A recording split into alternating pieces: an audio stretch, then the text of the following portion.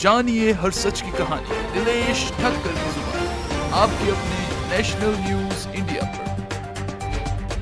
तो मैं अपने घर के बाहर झाड़ू निकालने के लिए लगी थी और उस समय दो जो गुंडे हैं वो मेरी पड़ोसी के साथ जो है थोड़ी सी मिसबिहेव कर रहे थे। तो मेरे गुरुदेव ने अंदर से मुझे प्रेरणा दी, अगर तूने मेरा सत्संग सुना है तो उसे आज क्रियान्वित करने का दिन है।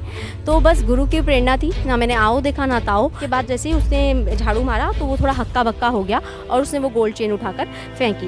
लेकिन तो जैसे ही वो बाइक लेकर, उसका फ्रेंड जो था पिलन राइडर तैयार था, और जैसे ही वो लेकर निकलने लगा तो उसने शर्ट के अंदर से बंदूक निकाली और मुझको उसने ऐसे तान के मुझे गोली मारी। तो इस उंगली को चीरते हुए वो मेरी यहाँ पर रिब केज में थी, गोली चली गई। क्योंकि उनको भी लगा था कि शायद हार्ट बीट रुक जाए, शायद पल्स रेट जो है वो डिसबैलेंस हो जाए। और उसके बाद मेरा पूरा इलाज हुआ, मेरी एंडोस्कोपी सर्जरी हुई। गोली मेरे यहाँ से 2 दिन बाद जो है निकाली गई। परंतु गुरुदेव का अपरम करिश्मा है, ये चमत्कार है कि जिस गुरु ने मुझे भेजा, उस गुरु ने मेरे प्राणों की नहीं, मेरे मनोबल की, मेरे प्राणों की, मेरे पूरी हर चीज़ की मेरी इतनी रक्षा करी। जी, मैं कोमल मल्होत्रा हूँ और मैं दिल्ली की साधिका हूँ और मैं दिल्ली में ही रहती हूँ। ये 29 जुलाई 2013 की घटना है भैया। तो मैं अपने घर के बाहर झाड़ू निकालने के लिए लगी थी और उस समय दो जो गुंडे हैं वो मेरी पड़ोसी के साथ जो है थोड़ी सी मिसबिहेव कर रहे थे। तो मैंने देखा, तो एक बारी को मुझे ऐसा लगा कि ठीक है, क्योंकि दिल्ली में ये घटनाएँ आम होती हैं तो ज़रूरी नहीं है कि हम उनके बीच में पड़ें।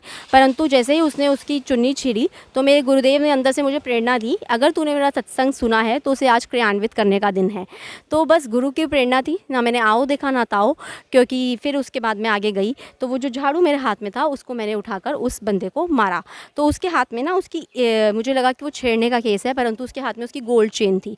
तो उसके बाद जैसे ही उसने झाड़ू मारा तो वो थोड़ा हक्का बक्का हो गया और उसने वो गोल्ड चेन उठाकर फेंकी। लेकिन मुझे वो गोल्ड चेन नहीं दिखी, उसको मैंने फिर से पकड़ने की कोशिश करी। तो जो मेरी पड़ोसन थी जिसके साथ ये हादसा हो रहा था वो भी थोड़ी सी, जिसे कहते हैं, हिम्मत में आई और वो भी आने लगी। परंतु उसको ऐसे लगा क्योंकि बहुत ही जिसे कहते हैं हाईली कमर्शलाइज्ड एरिया है, हमारे वहाँ 2 स्कूल हैं, तो उसे लगा मैं पकड़ा जाऊँगा। तो जैसे ही वो बाइक लेकर, उसका फ्रेंड जो था पिलन राइडर तैयार था, और जैसे ही वो लेकर निकलने लगा तो उसने शर्ट के अंदर से बंदूक निकाली और मुझको उसने ऐसे तान के मुझे गोली मारी। जो मैं इतनी ही दूर थी जितनी दूर आपसे खड़ी हूँ, और मैं ऐसे उसे झाड़ू मार रही थी। तो इस उंगली को चीरते हुए वो मेरी यहाँ पर रिब केज में थी, गोली चली गई। तो उसके बाद मैं इस तरह से, मेरी जो उंगली थी वो फट कर हाथ में आ गई, जैसे कोई कपड़ा फट जाता है। तो प्रभु गुरुदेव का संकल्प था और गुरुदेव ने बोला, बच्ची अगर तूने मेरा सत्संग सुना है तो सत्संग सुनने का मतलब यही है कि हम आम जो हमारे जो लोग हैं हम उनको मदद कर सके, उनके लिए एक मदद रूप बन सके। तो बस मैं वहाँ पर, मेरी मदर बाहर आई और उसके बाद जो है मैंने उन्हें बताया कि मम्मा मुझे गोली लग गई है। तो ये किसी भी माता के लिए बहुत ही हैरानी का विषय है और वो मेरी हाथ की उंगली देखकर एकदम हक्की बक्की रह गई। ये उनको भी लगा था कि शायद हार्ट बीट रुक जाए, शायद पल्स रेट जो है वो डिसबैलेंस हो जाए, शायद बीपी नॉर्मल हो जाए। लेकिन वो लोग उतर ही रहे थे कि मैं डॉक्टर्स को मैं खुद गई और मैंने उन्हें बताया कि मेरा इलाज कराइए, मेरे को गोली लग गई है।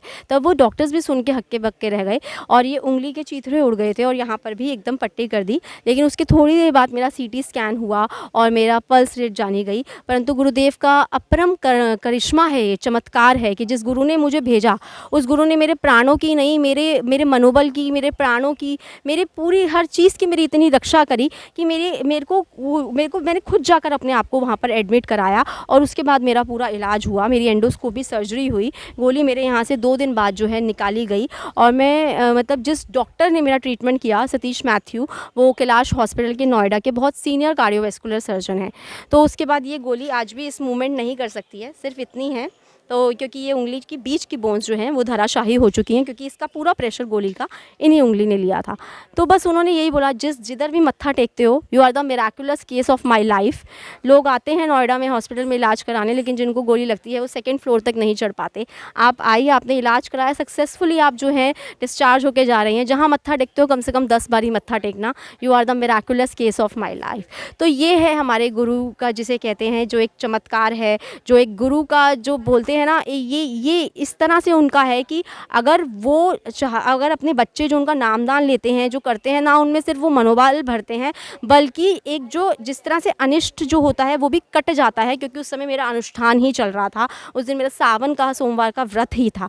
तो कहीं ना कहीं हमें मानना पड़ेगा कि हम पाश्चात्य संस्कृति में जितना भी अंधा अनुकरण करें, परंतु अगर हम अपने धरातल से नहीं जुड़ेंगे, अगर हम अपनी जो हमारी देश की संस्कृति है, अगर हम उससे जितने दूर जाएंगे तो उतने ही ऐसे जितने केसेस हैं वो रजिस्टर होते रहेंगे। परंतु जो हमें हमारी संस्कृति ने दिया है, जो हमारे माँ बाप हमें देते हैं, जो हमारे गुरु हमें देते हैं, उसको हमें कर कर ही आगे बढ़ना है, तभी हम इस संसार में कुछ बन सकते हैं। जानिए हर सच की कहानी दिनेश ठक्कर की जुबान, आपके अपने नेशनल न्यूज़ इंडिया पर।